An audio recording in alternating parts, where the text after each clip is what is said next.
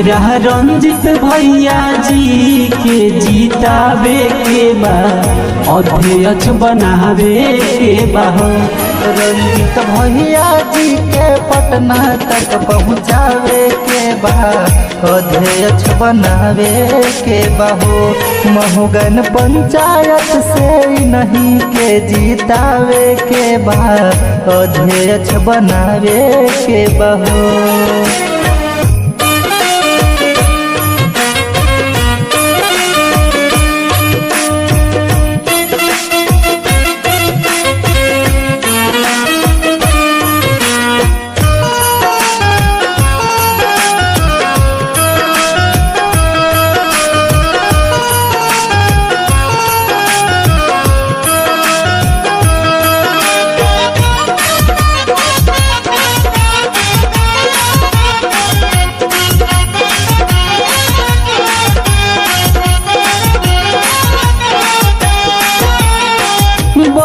चाहतारे पंचायत के सिपाही, राउर आशीर्वाद चाची नहीं के चाही।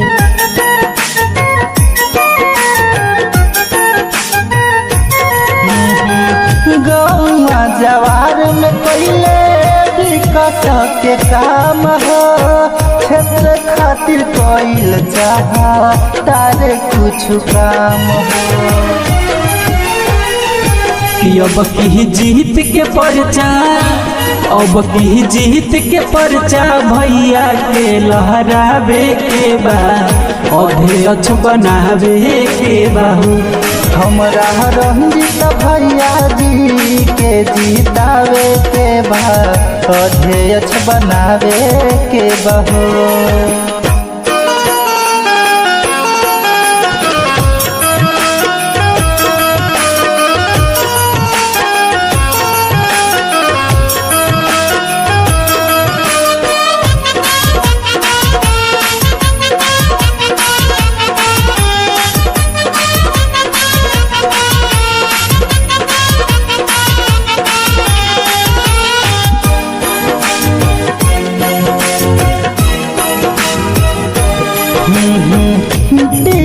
न केहू सुना भैया अब की बारी, कहे सगरो जनता कहे संतोष बिहारी।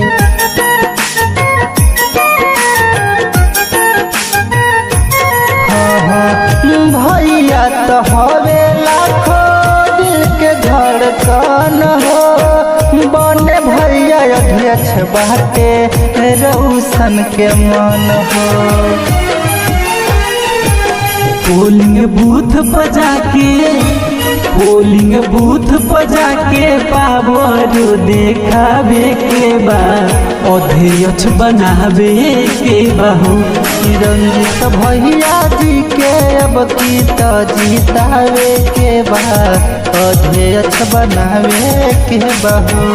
रंजित भैया जी के पटना तक पहुँचावे के बा, अध्यक्ष बनावे के बा।